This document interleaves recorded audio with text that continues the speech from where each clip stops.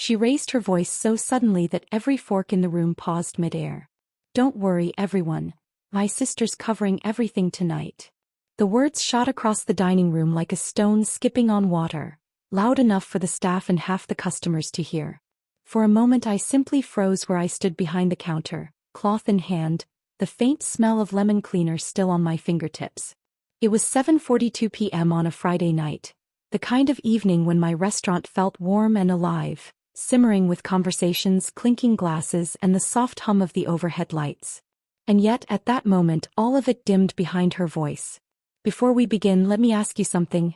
Have you ever trusted someone so deeply that you didn't notice how they were quietly using you? If this feels close to home, stay with me, you're not alone. Now please like, subscribe, and tell me, where are you watching from today?" I lifted my eyes slowly, letting my breath settle. I had learned long ago that reacting too quickly only fed her. So I steadied myself, wiped the counter one last time, and looked directly at her from across the room. She didn't look back. She rarely did when she was performing. She sat at the center of a table with 6 of her friends, dressed in a bright red blouse that almost demanded attention, her hair curled tighter than usual. She tilted her head and laughed as though she hadn't just volunteered my wallet, my work, and my dignity without asking me. Inside, a small spark lit up, not anger, not yet. Something quieter. A steady, cold noticing. I had seen this version of her before, but never in public like this. And the difference mattered. The dining room was almost full. Couples near the windows, 2 elderly neighbors sharing a slice of pie, a group of coworkers still wearing name badges.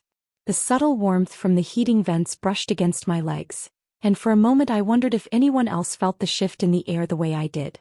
Because the way her friends looked around, amused and expectant, made it clear. They believed every word. My sister had told this story before. Many times it seemed. I walked toward their table slowly, not rushing, letting each step settle my thoughts. My shoes made a soft tapping sound on the wooden floor, familiar, grounding. This restaurant had been my dream, my breathing space, the place I poured my savings and my aching joints and my late-night courage into. And here she was acting like she owned the walls, the chairs, the very air between them. When I reached their section, she kept talking, ignoring me entirely.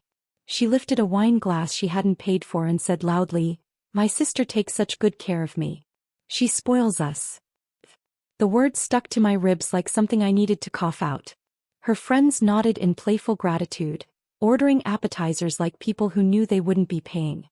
One leaned toward me with a cheerful smile and said, "Thank you, dear. This place is adorable." Another whispered loudly, "She said everything's on the house." That was the moment I felt something shift under my skin. Not rage, something quieter, steadier. The kind of feeling that builds a decision. But I kept my face smooth. "Is everyone comfortable?" I asked, my voice soft but even. My sister waved dismissively without making eye contact, as if I were simply a passing waitress, not her older sister, not the owner who mortgaged her car to keep this place alive 2 years earlier. She snapped her fingers, actually snapped them, and said, "Bring us the house special. And 2 more of those cocktails. You know the ones." My staff stiffened slightly, glancing at me in confusion. I nodded calmly and they continued with their tasks, though their expressions betrayed the discomfort. They knew what kind of night this was becoming. As I turned, I noticed something small but telling. Her friends weren't watching the menu, they were watching her. Waiting for cues. She had built herself a little stage and put me in the wings without asking. I saw it clearly for the first time, like a spotlight cutting through fog. I moved behind the counter, pretending to check receipts, but really I was watching. Noticing. Observing every small detail that had always slipped past me because I loved her too much to look directly at them. The way she avoided eye contact whenever a bill approached. The way she used big laughter to cover small insecurities. The way she loved admiration more than honesty. One of her friends whispered, "Is she really paying for all of this?" My sister didn't hesitate. "Oh, she always does. She's too soft to say no." Soft. Not kind. Not generous. Soft. The word wrapped around my spine like a hand pushing me down. At 8:13 p.m. the first tension broke. My staff delivered the plates, dishes she ordered without glancing at the prices. Drinks she waved into existence like a queen in a throne room. The table filled quickly. But then the uneasy part arrived, like a shadow following light. They barely touched the food. They laughed too loud, too forced. They made comments that sounded practiced, as if this night had been rehearsed.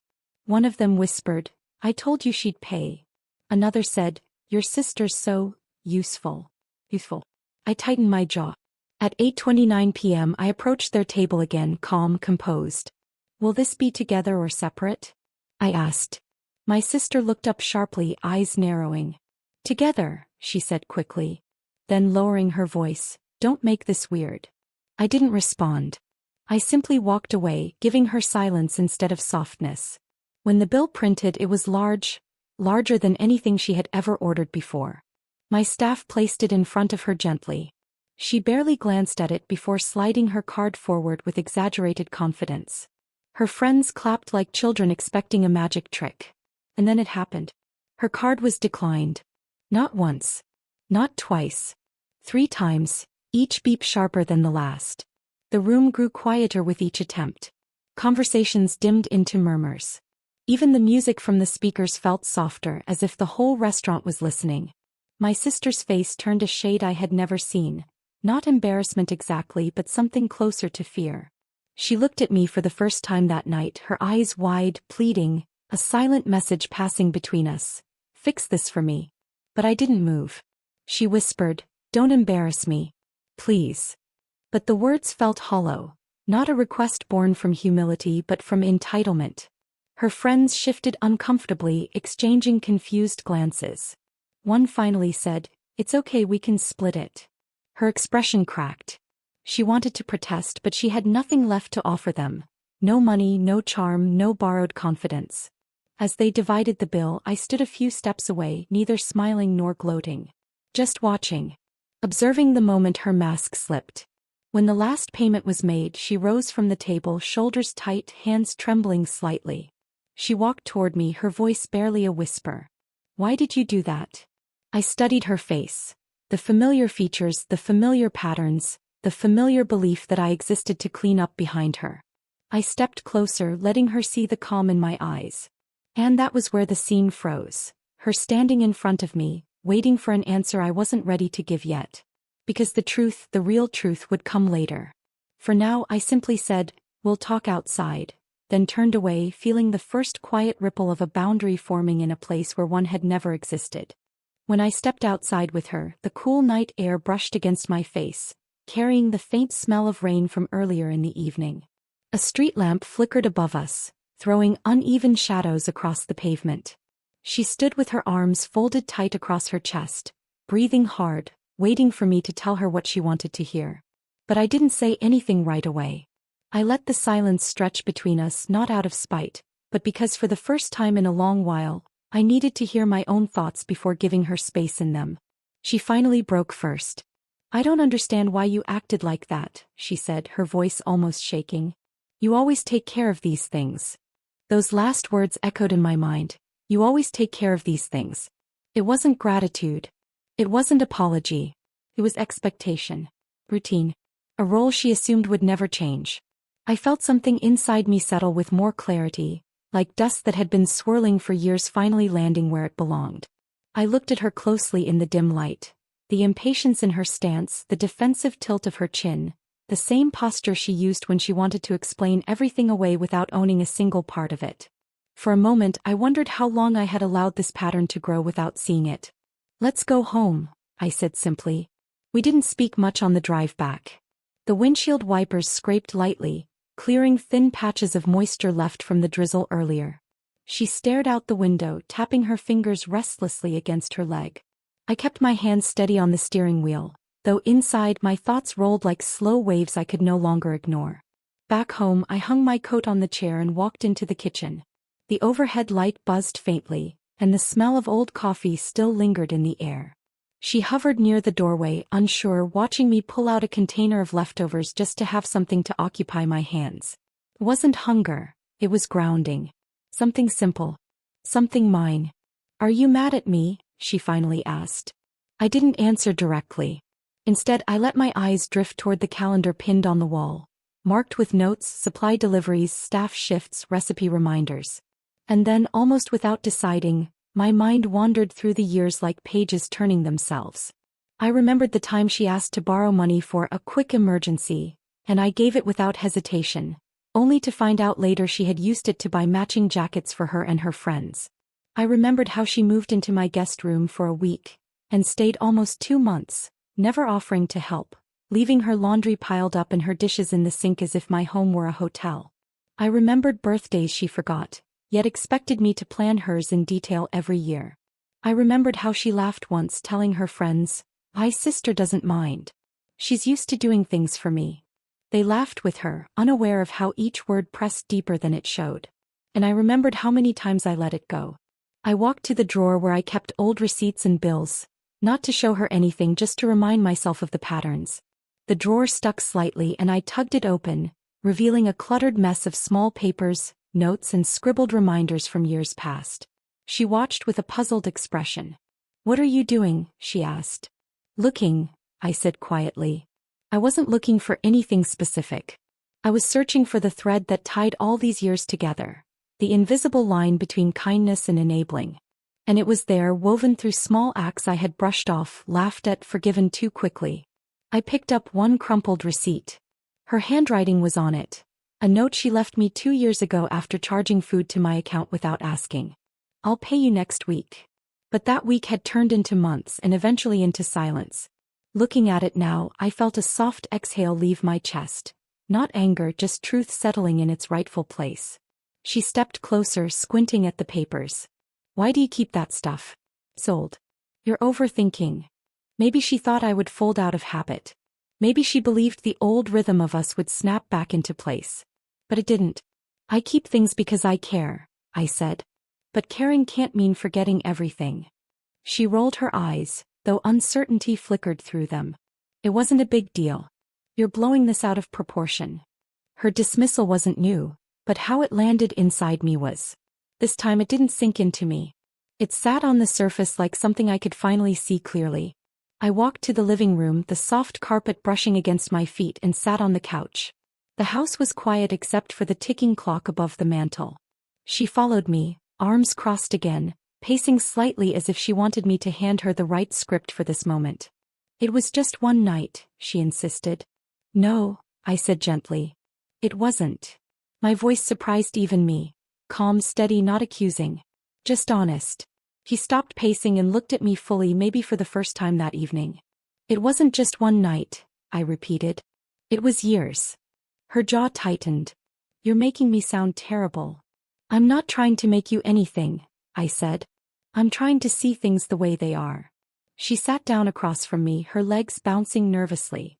I watched her emotions shift. Defensiveness, embarrassment, confusion, maybe a trace of guilt, though she tried hard to hide it. "Why are you bringing all this up now?" she asked. "Because tonight something inside me shifted. Because letting someone use your kindness is the quickest way to lose yourself. Because when she snapped her fingers at me in front of her friends, something snapped inside me too. Not in anger but in clarity. But I didn't say those things. Not yet. Instead I said, there are things I didn't want to see before." She sighed sharply. "You're acting different. I don't know what you expect me to say." "I don't expect anything," I replied. "I'm not asking you for a speech. I'm asking you to understand the truth." She leaned back, rubbing her hands together. "So what now? Are you done with me?" Her question wasn't dramatic. It was honest. The first honest line she'd spoken all night. And even then the answer wasn't simple. I wasn't done with her. I was done with the version of our relationship that drained me year after year. "You're my sister," I said. "But things can't keep going the same way." She swallowed hard, almost flinching at the softness in my tone. I wasn't yelling. I wasn't blaming. I was simply no longer bending. She looked around my living room. The family photos, the throw blanket she once made fun of, the candle I kept on the table. Her eyes softened in a way I hadn't seen in a long time. Not remorse exactly, but recognition. "You think I used you," she whispered. I didn't answer immediately. I let the silence speak for me. Because sometimes silence tells the truth more gently than words. "You didn't say no," she added quietly, a confession wrapped in defense. "I'm saying it now," I said. Her face fell, not in sadness but in realization. A realization that the version of me she relied on, The soft one, the accommodating one, the one who cleaned up her messes, was no longer standing in front of her. I didn't elaborate. I didn't list offenses. I didn't remind her of every time I carried more than my share. I didn't have to. He felt the shift. It hung in the room, undeniable. She stood up slowly. I need time to think. I know, I said. She picked up her purse, hesitated at the door, glanced back at me once more, then left quietly. The door clicked shut behind her, leaving a stillness in the house that felt unfamiliar but oddly peaceful. I sat there for several minutes, listening to the ticking of the clock, letting the truth settle deeper. Not anger. Not triumph. Just the awareness of years I could no longer ignore, and the quiet strength of finally acknowledging them. And somewhere deep inside I could feel it forming. The beginning of a plan. Not revenge, not yet. But the beginning of something she would never see coming. I didn't sleep after she left that night. I lay in bed with the lamp still on, staring at the faint pattern on the ceiling, listening to the soft hum of the heater. It wasn't anger keeping me awake. It was clarity, a strange, quiet clarity I hadn't felt in years. Not a plan, not yet, but something like the beginning threads of one forming inside me. I kept hearing my own voice from earlier, calm and certain. I'm saying it now. By morning, the weight on my chest had loosened, replaced by a cautious steadiness. I brewed myself a small cup of tea, letting the steam warm my face as sunlight slipped through the kitchen blinds. My hands didn't shake the way they sometimes did when I was overwhelmed. Instead, they felt deliberate, almost restful. Something had shifted inside me, and it had settled overnight like dust finally finding where it belonged. By the time I reached the restaurant that afternoon, my staff was already moving through their usual rhythms. Setting tables, slicing fresh lemons, checking inventory. The bell above the door chimed softly as I entered, and for the first time in a long time, I saw the place not as a battlefield I had to constantly defend, but as something worth protecting with clear boundaries. Mara, my hostess, glanced at me with a tentative smile. "Morning, Ms. Lane. Everything okay?" she asked. I nodded. "Yes, dear. Just a long night." She hesitated. "About your sister." I wasn't sure if I should say anything, but the staff felt uncomfortable last night. Her honesty didn't surprise me, but it still pricked gently. I took a slow breath. "You did the right thing by keeping your professionalism," I said. "No one should feel pressured because of my family." A flicker of relief crossed her face. "Thank you," she murmured before returning to her station. I walked to my office, a small room tucked behind the kitchen, smelling faintly of herbs and printer ink. I shut the door and sat down, letting my fingers hover over the keyboard before finally opening our reservation and order system. Rows of names and dates glowed on the screen. I hadn't searched for it before. I hadn't wanted to see. But now I began typing my sister's name into the system. The cursor blinked on the screen for a moment before the file opened. There was a list of visits. Charges she never settled fully. Comped items she hinted the staff could just add to the family account. Drinks marked unpaid because she left early in an emergency. Nothing dramatic. Nothing illegal. Nothing catastrophic. Just small, accumulating pieces of entitlement. A quiet erosion of respect. Each line was like a small tap on the shoulder reminding me just how long I had let things slide. I clicked through months I barely remembered. Receipts from times she brought coworkers, from weekends where she arrived with groups unannounced, from evenings she used my place to impress someone new. Seeing it all laid out felt like looking at a map of my own blind spots. As I sat there, a slow realization moved through me. My sister had built a version of herself that relied entirely on me keeping my mouth shut. And I had. For too long. A soft knock on my office door interrupted my thoughts. Chef Roland peeked in. "Morning," he said, wiping his hands on a towel. "We, had a delivery mix-up. Want me to handle it?" "Yes, please," I said. "And thank you." He nodded but didn't leave immediately. "Also, I didn't like how she treated you yesterday," he added gently. I gave him a small smile. "You don't have to worry about that anymore." When he left, I turned back to the screen, feeling that small spark inside me grow a fraction brighter. Around midday, the bell above the front door chimed again, a familiar sound that made my breath hitch. I stepped out from the office, wiping my hands on my apron, and saw her, my sister, standing at the hostess stand looking polished, composed, almost too composed. Her smile was tense, her shoulders rigid. She wasn't alone this time. She'd brought a different set of friends. 3 younger women, well-dressed, the type who looked around as if measuring which corners were Instagram-worthy. Mara caught my eye across the room, silent question written all over her face. Are we doing the old routine or the new one?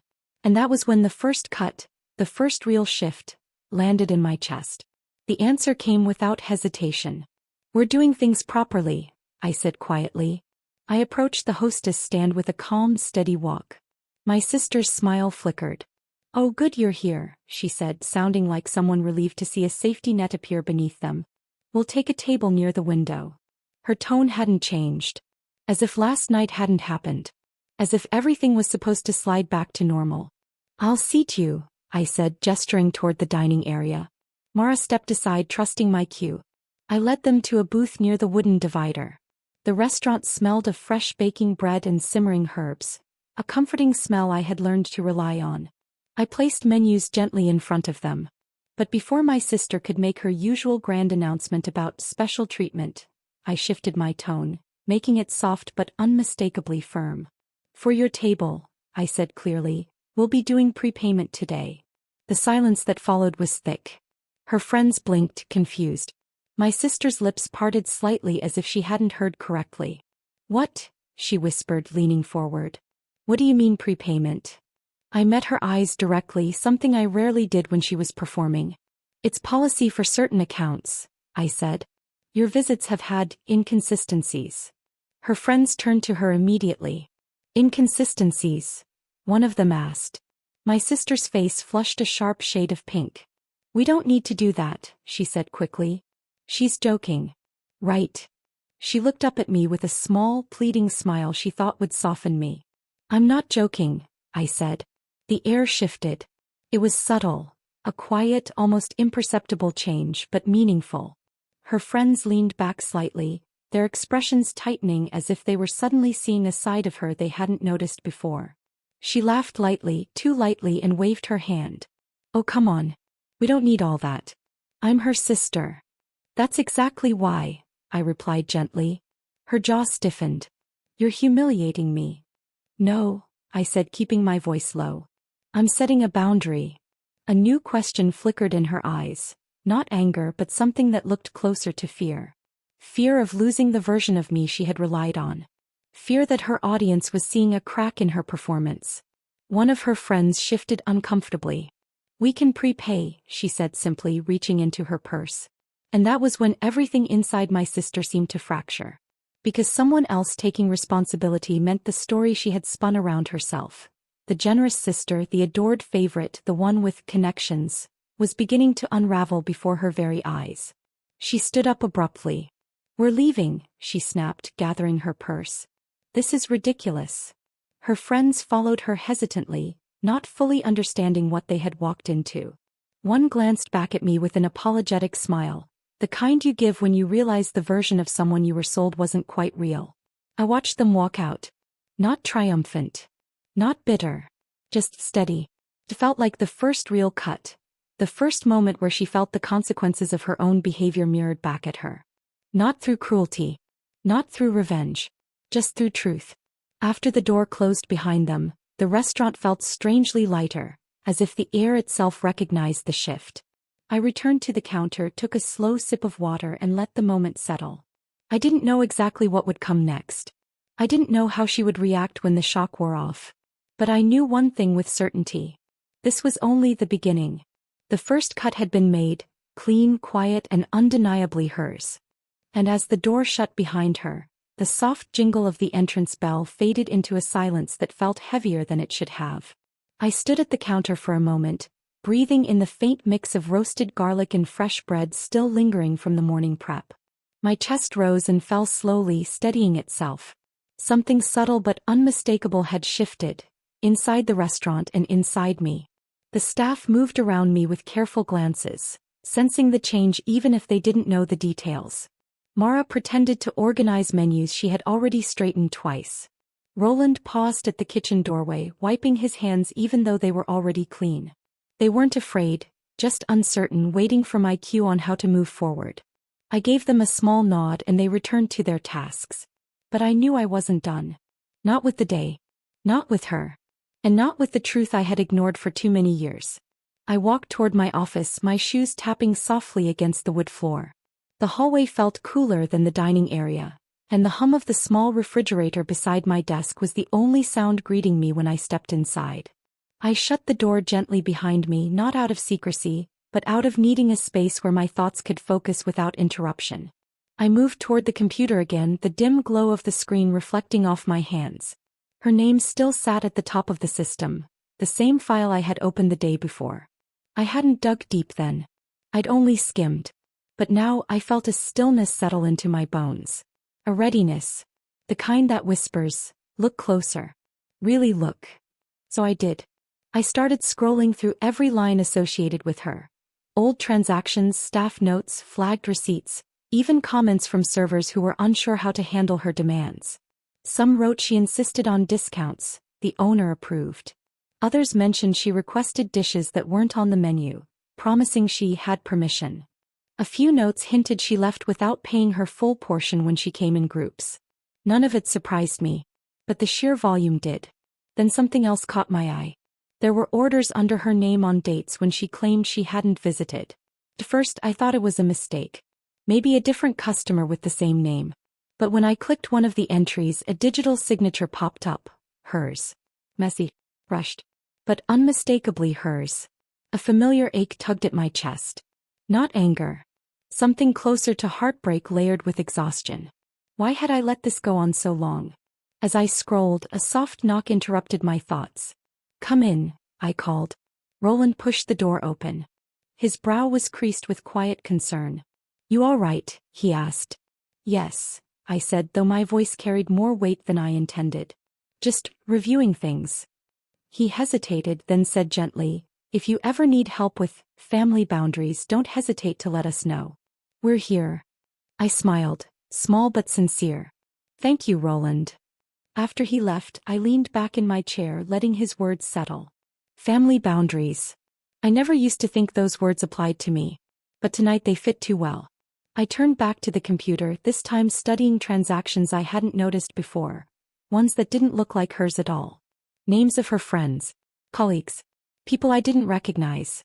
But all charged to the same internal memo. Approved by owner's sister.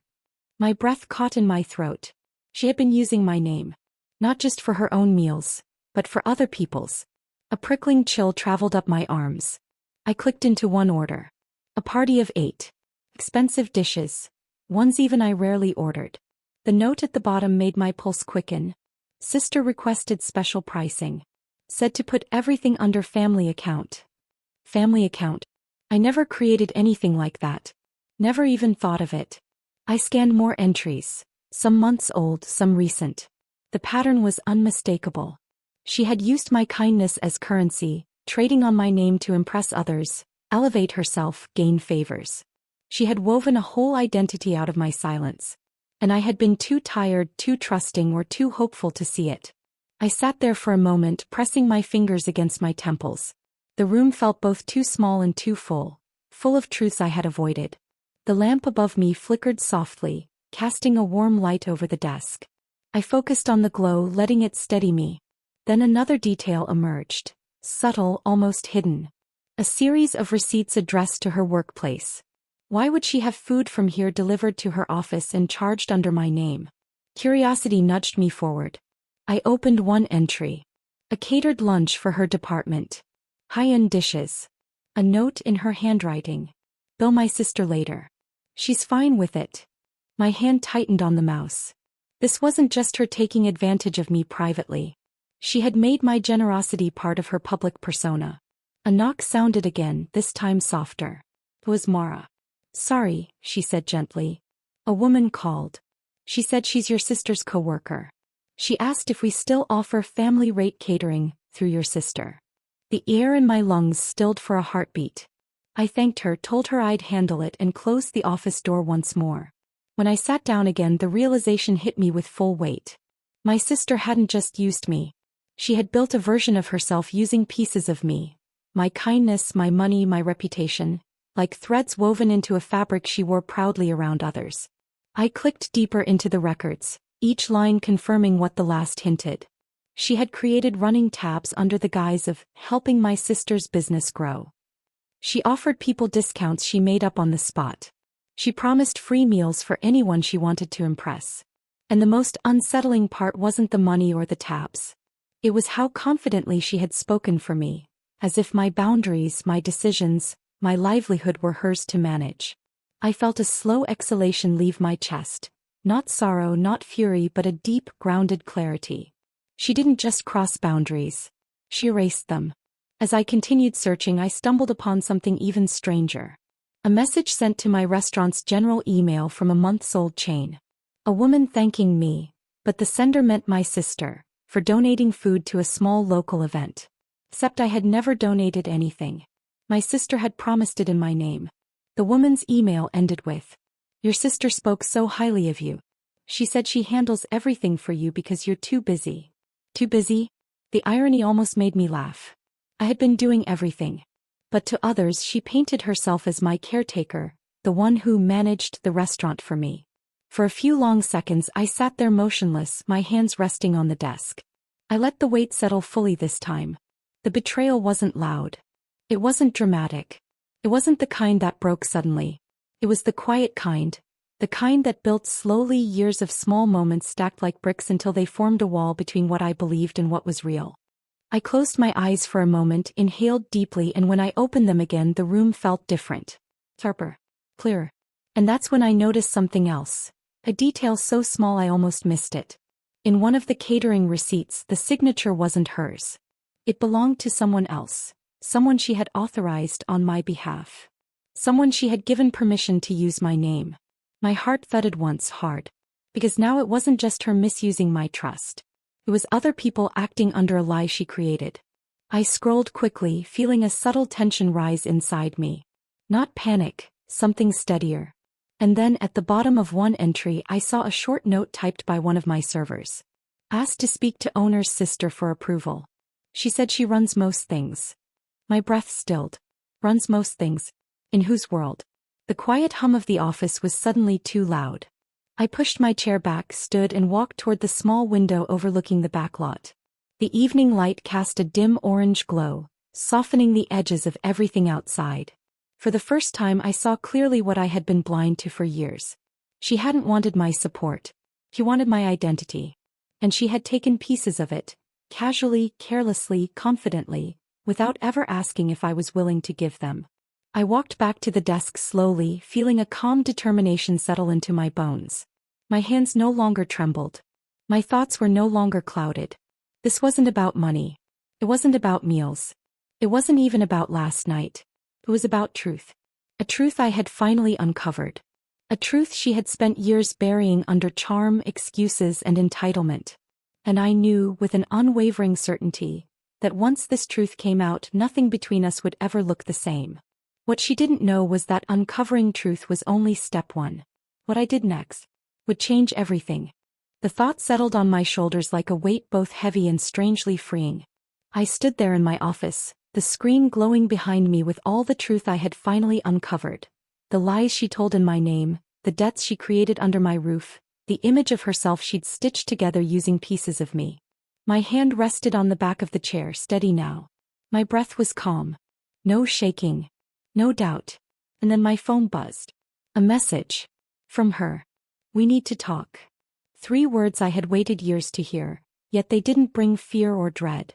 They didn't pull me back into the old dance where I softened, forgave, forgot. Instead, I felt a slow, quiet resolve settle deeper inside me. I typed only one reply. "Come to the restaurant." Not my home. Not neutral ground. Here, the place she had treated like a playground, a stage, a tool. Here where the truth lived in digital ink and printed receipts. Minutes later I heard the bell above the front door. Her footsteps echoed through the dining room, fast, tense, uneven. I opened my office door and walked out slowly. She stood near the counter, arms wrapped around herself, her eyes darting around the room as if the walls themselves had changed since her last visit. She didn't look polished today. No bright blouse. No practiced smile. Small. Like someone who had run out of confidence to borrow. I approached her and her voice cracked before she even spoke. Why are you doing this to me? She whispered. I looked at her carefully, gently. I'm not doing anything to you, I said. I'm showing you what you did to me. She swallowed hard, her eyes filling with fear. The kind that comes when someone realizes the version of themselves they created is about to fall apart. I don't understand, she said. Yes, I replied quietly. You do. I gestured toward my office. She hesitated, then followed me inside. The room felt colder with her in it. Not because of tension, but because truth has a way of stripping away all warmth until honesty is the only heat left. I moved behind the desk but didn't sit. She stood a few feet away, shifting her weight nervously. What is all this? She asked, glancing at the screen. Your history, I said simply. She frowned. What do you mean? I turned the screen slightly so she could see. Names, dates, charges, notes, all tied to her. All tied to the identity she had built using my silence. Her face drained of color. I didn't know it saved all of that, she whispered. It saved everything, I said. Every time you said I approved something. Every time you told a server to put things under my name. Every time you brought people here and promised things I never agreed to. She wrapped her arms tighter around herself. It wasn't like that, she said softly. You're twisting it. No, I replied, lifting a printed receipt. This is your handwriting. I set it on the desk. And this one. Another receipt. And this one. Her breathing grew shallow. I continued, my voice steady. You didn't just ask me for favors. You spoke for me. Used me. You created a version of yourself built on the idea that I would always clean up behind you. She blinked quickly, trying to collect her composure. I didn't mean to. You didn't mean to get caught, I said. Her eyes lifted sharply at that. There was no cruelty in my tone. Just truth, the one thing she had avoided for years. You told people you managed this restaurant, I said. You promised catering in my name. You gave discounts we never offered. You walked out on bills because you assumed I'd cover them. You let people believe I depended on you, not the other way around. She sank into the chair across from me, her shoulders curled inward. For once she didn't argue. She didn't have the energy to. Her facade was collapsing faster than she could patch it. Why didn't you tell me earlier? She whispered. A simple question. A painful one. But my answer came without hesitation. Because I wanted to believe the best in you, I said. Because you're my sister. Because I thought kindness would eventually teach you kindness. She wiped at her cheek. I never thought it was hurting you. That's the problem, I said gently. You never thought. Silence settled between us. Thick, heavy, necessary. I walked to the filing cabinet and pulled out a small folder. The one I had prepared hours earlier. Calmly. Carefully. Knowing this conversation would come. I set the folder on the desk. What's that? She asked softly. Your accounts, I said. Every unpaid balance. Every catering order you authorized. Every discount you gave. Every meal you signed with my name. Her eyes widened. You're making me pay? No, I said. The restaurant is making you pay. She shook her head in disbelief. I don't have that kind of money. That isn't my problem anymore, I replied. Her breath hitched. You're punishing me. I'm holding you accountable. She pressed her hands to her face. I can't believe you're doing this. I can, I said. Because for the first time in years I'm choosing myself. She dropped her hands and stared at me, really stared, as if she were seeing a stranger. Or maybe she was seeing the sister I had always been, the one she ignored because she preferred the version she could control. Then the final blow came, not from anger, not from spite, but from the truth she deserved to hear. You didn't just use me, I said quietly. You erased me. She blinked rapidly, tears spilling down her cheeks. I continued, my voice steady. You built a life where you were the responsible one, the generous one, the admired one, and you used my name to do it. My work, my business, my reputation. She shook her head, sobbing. Please, please don't do this. I'll change. I'll stop. I stepped closer, my hand resting lightly on the back of her chair. I believe you, I said. I believe you want to stop. But wanting and doing are different things. She lifted her eyes, desperate. Then tell me what to do. And for the first time in years I knew exactly what to say. You're going to pay what you owe, I said calmly. Not because I need the money, but because you need the responsibility. Then you're going to tell the people who believed your stories the truth. Not my truth. Yours. He swallowed hard, trembling. And after that, I added, you and I are taking time apart. I need space from the version of you that took from me without seeing me. Her lips quivered. Does this mean you don't love me? A painful question. But the answer was soft. It means I finally love myself too. She cried harder then. Not dramatic tears, not manipulative ones, but the deep, shaking sobs of someone facing the reality they built with their own hands. She signed the paperwork slowly, quietly, each signature a fracture in the identity she had worn for so long. When she was done, she set the pen down with trembling fingers. I'm sorry, she whispered. Not because I got caught, but because I really didn't see it. I nodded. I know. We stood at the doorway together, the restaurant behind us quiet and empty now. She stepped out into the evening air, pausing as if she wanted to say more. But she didn't. She just looked at me once, not with entitlement but with recognition, then walked away. Her footsteps faded. The night settled. And for the first time in years I felt something inside me loosen. A weight, a history, a silence that no longer belonged to me. I locked the door behind her and turned off the lights.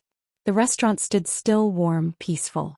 As I walked back through the dining room, the final line drifted through me, quietly, steadily, truthfully. She didn't lose a sister. She lost the version of me she invented. And I finally got myself back. If this story touched your heart or reminded you of a boundary you finally had to set, you belong here with us. Hit subscribe, tap the like button, and share your thoughts in the comments. Your voice matters, and I'll be right here tomorrow with another story just for you.